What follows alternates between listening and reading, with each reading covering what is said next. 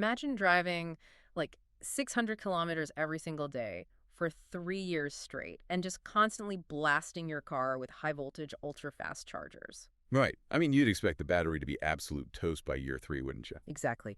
But, well, the real world data is telling a completely different story. So, welcome to the deep dive. Today, we're looking at a stack of technical briefs, real world road trip logs, and some pretty wild Reddit threads about the Hyundai Ioniq 5. Yeah.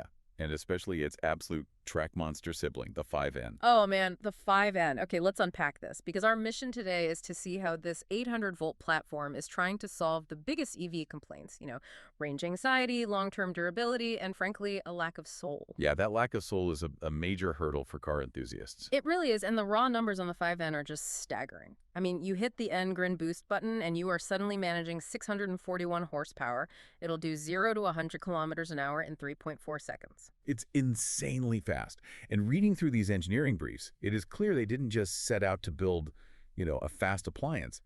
They recognized a massive gap in the market. Because electric vehicles are incredibly efficient, but they often lack that visceral engagement. Driving most EVs feels like, well, it feels like driving a really fast smartphone. Yes, exactly. It's perfectly smooth, Yeah. but completely soulless. You press the pedal and you just go. Right, there's zero mechanical drama. What's fascinating here is how they used what they call emotional engineering to solve that.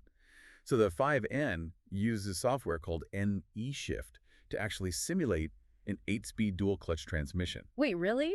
It fakes the gears. It literally interrupts the motor's torque delivery to give you a physical jolt, mimicking a gear shift. That is wild. Plus, they've got the N-Active Sound Plus system pumping simulated engine noise inside and outside the cabin. Right, they essentially engineered the physical inefficiencies of a combustion engine back into an EV, Yeah. and it's entirely through software, just to trick your brain into feeling connected to the machine.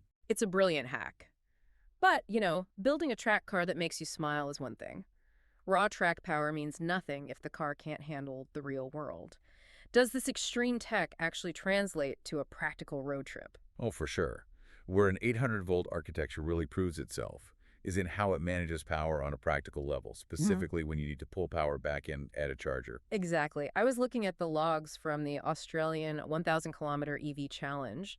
So 2 drivers took a standard Ioniq 5 on a roughly 1,000-kilometer round trip in a single day. And because of the 800-volt system, they only spend a total of 43 minutes charging. That's across just 3 stops. Yeah, what was it? 9, 20, and 14 minutes? Yep, and the cost was just $100. Yeah. But the most compelling takeaway from those logs is that 43 minutes of charging actually beat the recommended safety rest times for a human driver. Wow. So you are literally waiting on the car less than you need to wait for your own physical recovery. Exactly. But that is insanely fast, and pushing that much voltage has to cook the battery over time, right? Like, what happens in 10 years? My first thought was massive thermal degradation. Well, that South Korean case study blows that theory out of the water. Remember that commercial driver you mentioned at the start? Yeah, the one who did 660,000 kilometers in 3 years. Yeah, that guy. His battery still retained 87.7% of its original capacity. Plus, he saved over $20,000 compared to driving a gas car. That is absolutely staggering. It really is. And that comes down to the physics of an 800-volt system. Because of the higher voltage, the car actually requires less electrical current to deliver the same power. Less current means the heavy cables run much cooler. Okay, but here's where it gets really interesting. If you dig into the Reddit owner threads, you see the dark side of this 800-volt innovation. Right, the growing pains. Exactly. It all centers around the ICCU, the Integrated Charging Control Unit. Think of the ICCU like a high-pressure transit hub. It has to take massive 800-volt track power and safely step it down to trickle charge the standard 12-volt battery. Right, the normal battery that runs the radio and computers. Exactly, all without melting the circuitry. And managing that step down creates intense thermal stress. If the internal components of the ICCU get too hot under that load, the unit can literally go pop. And when it pops, it completely bricks that 12-volt system, leaving the car totally dead on the road. Yeah, which is a major issue. Hyundai have done massive recalls and updated the hardware for the 2026 models, but it proves the bleeding edge of tech still has growing pains. Safely stepping down 800 volts of pressure is fundamentally difficult. It really is. So what does this all mean for you listening? Whether you're craving that track day adrenaline with simulated gear shifts, Or you just want to survive a cross-country family trip without waiting hours at a charging station. Right, this tech proves you no longer have to compromise between efficiency and raw emotion. Absolutely. The future of cars is looking incredibly exciting. We sincerely thank you for joining us on this deep dive today. We really appreciate it. But before you go, I want to leave you with one final provocative thought.